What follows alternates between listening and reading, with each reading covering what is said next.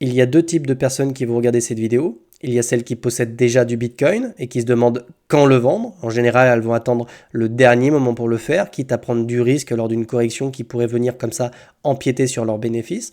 Et le deuxième type de personnes, ce sont des gens qui se demandent si c'est pas le meilleur moment maintenant là de rentrer à l'achat sur Bitcoin autour des 100 000 dollars, parce que dans l'esprit collectif, on peut venir chercher les 200 000 dollars, surtout qu'on a plein de news positives. Donc dans cette vidéo, je vais répondre à ces deux types de personnes, mais juste avant, je te présente très rapidement BitLearn.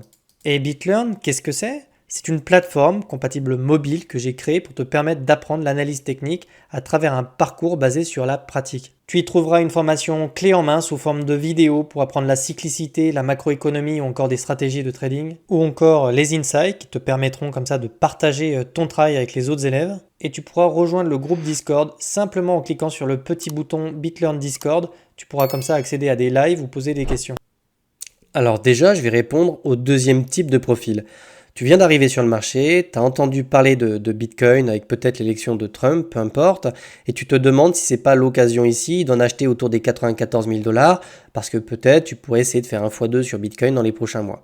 Là, je vais te couper court, je suis désolé pour toi, mais tu arrives quand même déjà un peu tard, donc je préfère être honnête avec toi. Acheter du Bitcoin à 94 000 dollars, c'est prendre des risques qui sont énormes en termes d'investissement, d'accord?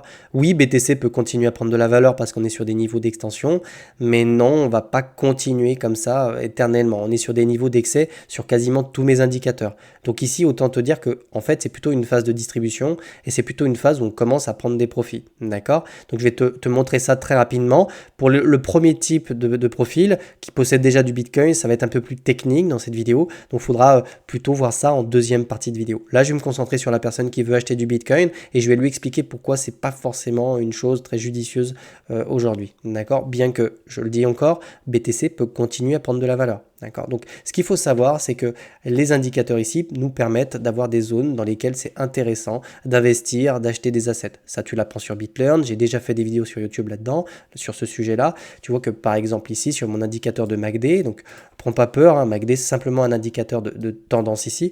Tu vois qu'on est venu chercher des niveaux qui sont historiques. D'accord? On n'a jamais connu des excès pareils sur Bitcoin, sur MACD. Bon, c'est normal, c'était un actif qui était très volatile, peu liquide, mais là quand même, on a eu des ETF, on est sur une chose qui est très très excessive. Est-ce que tu dois acheter quelque chose quand un actif a pris beaucoup de valeur et qu'il est dans des excès? Évidemment que non, d'accord? On n'achète pas un actif qui est dans des excès d'achat comme celui-là. On le voit bien ici, vraiment, à chaque fois qu'on est venu chercher ces niveaux d'intérêt-là, je vais te les montrer tout de suite, je vais faire des petits ronds. En général, ça s'est vraiment mal terminé. Tu vois qu'on est venu chercher ces niveaux d'intérêt. Ici, on a carrément marqué un top en 2021. D'accord? Donc derrière, il faut être prêt à encaisser des pertes qui sont conséquentes, d'accord, si tu achètes sur ces niveaux-là. Hein, la dernière fois qu'on est venu chercher des niveaux qui étaient sensiblement aussi élevés, c'était littéralement ici, c'était le top local de mars dernier. Crois-moi, pour ceux qui étaient dans le marché ici, c'était plutôt long et plutôt douloureux pour certains psychologiquement, surtout quand on est revenu sur les 54 000 dollars. Aujourd'hui, on en rigole. Alors ici, moi, je te disais d'acheter. C'était exactement la délocalisation d'achat qui était intéressante. Mais tu vois qu'on n'est absolument plus dans ces niveaux d'intérêt. Alors pourquoi ici? Parce que sur MACD, tu vois qu'ici, on était sur des niveaux qui étaient extrêmement faibles. Et dans des petites UT, on avait des targets qui étaient intéressantes. Donc vraiment, déjà, ici, MACD, quand il commence à nous faire un top sur sa tendance, c'est qu'en général, on est plutôt dans des phases de distribution et de profit, absolument pas d'achat, d'accord?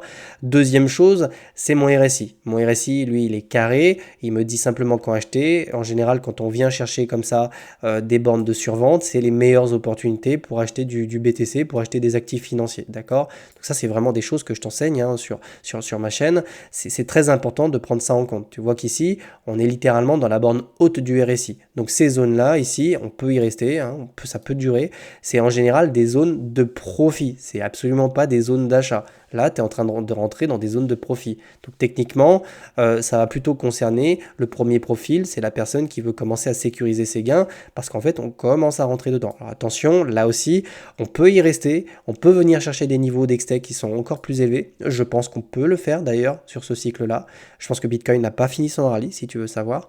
Mais ici, tu vas commencer à rentrer dans des zones vraiment d'excès. Donc, tu ne dois pas t'intéresser au marché quand on est dans ces zones-là parce que tu vas commencer à prendre du risque et tu t'exposes en fait à des retracements qui pourraient comme ça derrière vraiment te mettre à mal psychologiquement, d'accord? Donc idéalement, en daily, en weekly, tu vas attendre plutôt des zones qui sont plutôt propices, soit des zones de neutralité ici sur le RSI pour essayer de retrouver des supports. Donc ici, tu vois qu'on avait un beau support, une zone de neutralité, on est venu chercher un nouveau sommet.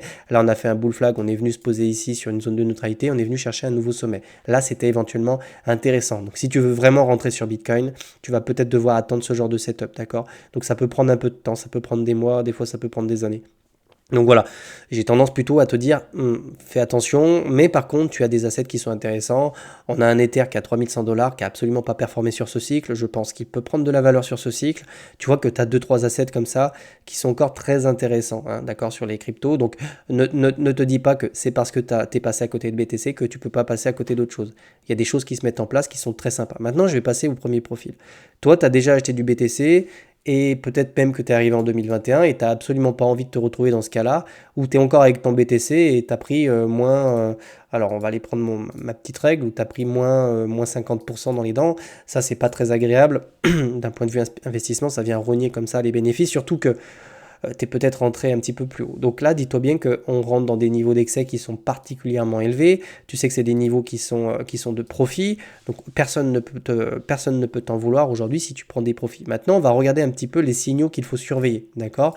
Première chose, on va devoir sortir un petit peu l'arme lourde, étant donné qu'on est en price discovery, c'est-à-dire qu'on ne connaît pas le top sur BTC. Personne ne fait de voyance ici. D'accord?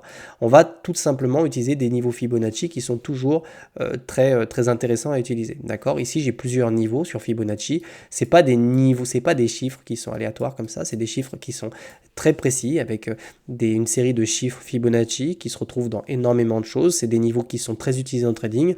Pour chaque niveau, tu as un niveau d'excès. Alors, je vais te les expliquer très rapidement.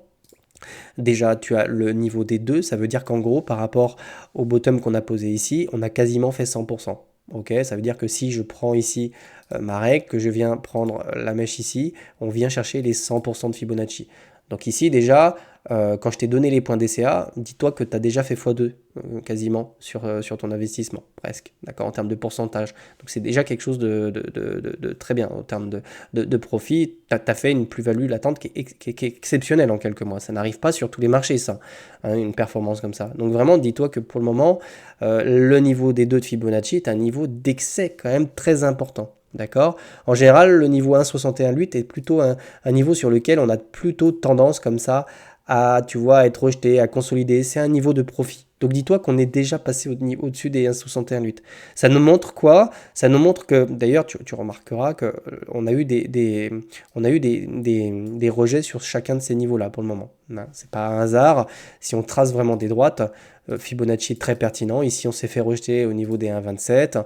Ici, on s'est fait quasiment rejeter au niveau des 1,61,8. On les a cassés parce qu'on a énormément d'excès et de momentum sur Bitcoin. Donc maintenant, on a un niveau qui est extrêmement important, qui va être les 2 de Fibonacci, donc 100% de ce retracement-là. Et là, je préfère te le dire, c'est un niveau qui va être très important pour moi. Pourquoi? Parce qu'on a déjà vu ça ensemble dans une vidéo. Mais pour moi, c'est la conjonction d'énormément de choses. On a vraiment cette double résistance qui vient taper ici les 2 de Fibonacci. D'accord.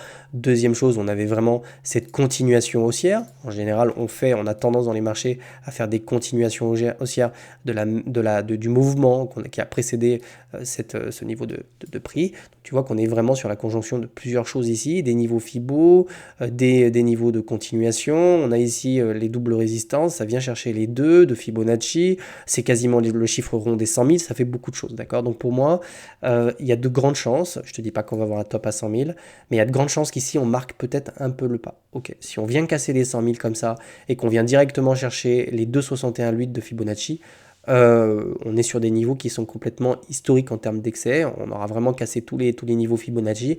Les 100 000 sont un niveau clé. Si on les casse comme ça, tu peux être quasiment sûr que derrière, on va peut-être rentrer sur une petite période comme ça d'euphorie. On va voir le total 3 reprendre un petit peu de la valeur. On pourrait voir un petit peu d'alt reprendre la valeur.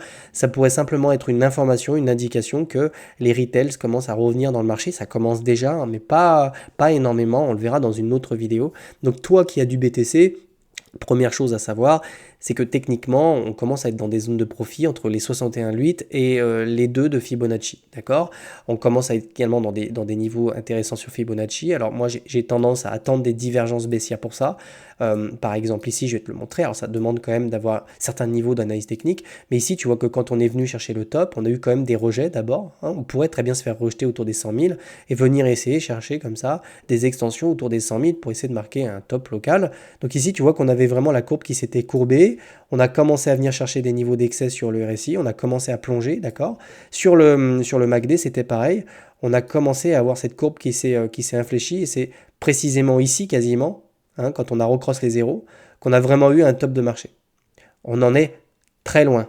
Pour l'instant, on n'a toujours pas perdu le momentum sur MACD. C'est-à-dire que si on avait eu comme ça quelque chose qui commençait à décroître et tout, je te dirais attention, il y a une autre distribution qui est en train de se mettre en place. C'est le moyen de te barrer. Bon, pour le moment, on a de la distribution, mais elle se fait de façon liquide, partielle. On ira le voir juste après. D'accord? Ce que tu dois voir aussi, c'est ça. C'est-à-dire que pour le moment, on n'a absolument pas retracé comme ça, on n'a absolument pas réintégré le RSI. On est quasiment toujours dans des zones de neutralité, on en sort doucement. Donc là, il y a deux moyennes mobiles hein, sur le RSI. Donc vraiment, pour le moment, on n'a toujours pas ce scénario-là, tu sais, où on peut venir chercher péniblement un ATH de cette façon-là, où on pourrait avoir tous nos indicateurs qui commencent à croiser, et là, ça sent tellement la merde quand c'est comme ça, que ça te bouche les narines, tu vois. Pour le moment, j'ai absolument pas ces sensations-là, j'ai pas ce feeling-là que j'avais eu sur les deux précédents tops. C'est quelque chose que tu peux vraiment sentir hein, venir. Tu le sens parce que toi-même, tu commences à être un peu irrationnel. Ton wallet, il part comme ça de façon parabolique. Et moi, je suis quand même bien exposé sur BTC et même si je suis en ATH sur mon wallet, j'ai absolument pas j'ai absolument pas de parabole comme ça dessus. Donc vraiment, faut surveiller ces niveaux-là. Donc toi qui es encore sur BTC, prendre des profits, c'est jamais une mauvaise chose. Mais pour le moment, j'ai absolument rien ici qui me montre un top de marché. D'accord? Pour avoir un top de marché, ça se fait pas comme ça. D'accord? C'est-à-dire que les mecs, ils ont des centaines de millions des centaines de milliers de BTC à distribuer ici. Il y a quand même 18 millions de BTC. Donc il y en a certains qui en ont accumulé des centaines de milliers, des milliers. Donc c'est pas quelque chose que tu peux vendre comme ça du jour au lendemain. C'est pour ça que ces phases-là, elles se font comme ça sur de la distribution. Elles sont lentes, elles se font souvent avec un peu d'euphorie.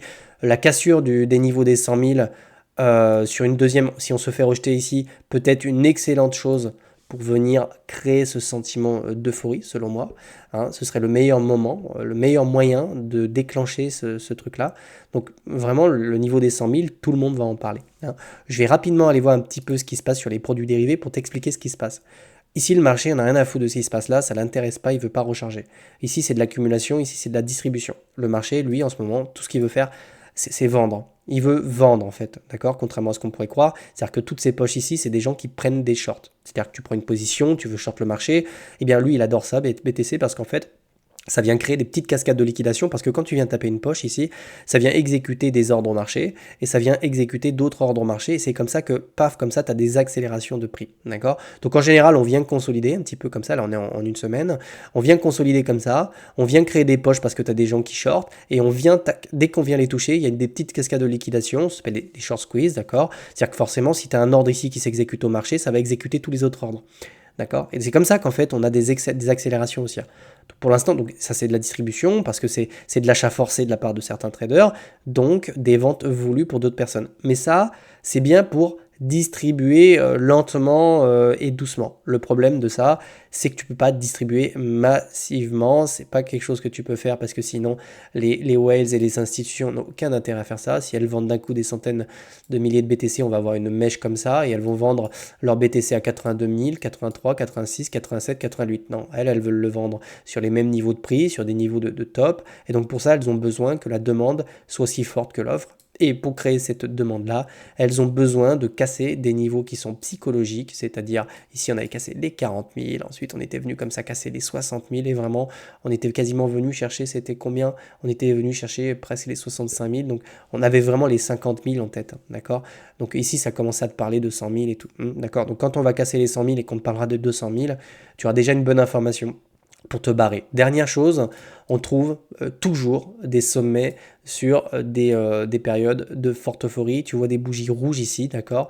C'est normal, c'est parce qu'elles viennent en fait prendre en compte mon RSI, elles me marquent visuellement les périodes d'euphorie ou d'excès, d'accord? Ici, c'était pareil. On commence à rentrer dans ces périodes d'excès. Ici, tu as vu le nombre de bougies qu'on a eu d'excès. Ici, on a 2 bougies d'excès. Donc, je pense vraiment que pour le moment, on a encore de quoi venir voir. Surtout que ce bull flag était massif. Ça a duré quasiment 6 mois. 5 mois, c'était interminable. On s'est trop fait chier dedans. Donc, les patterns qui sont aussi longues de consolidation, en général, derrière, on a espoir comme ça d'avoir des impulsions qui sont fortes. On l'avait vu ensemble sur la chaîne, d'accord? Donc, globalement, je synthétise, si tu veux acheter du BTC, c'est pas le meilleur moment pour toi, on va pas se mentir, surtout à l'approche des 100 000 qui peuvent être un niveau quand même un peu de rejet. On le verra hein, quand on commencera à avoir les premiers TP, on aura les premiers TP d'institutions, on aura des beaux rejets comme ça. Mais pour toi qui a déjà du BTC, bien que prendre des profits sur des niveaux qui se situent ici, c'est pas une mauvaise chose. On a de quoi voir venir, d'accord? Ça sent pas encore totalement la merde, je te le dis comme je le pense. On n'a pas encore de structure, on n'a pas encore de divergence sur mes indicateurs en weekly.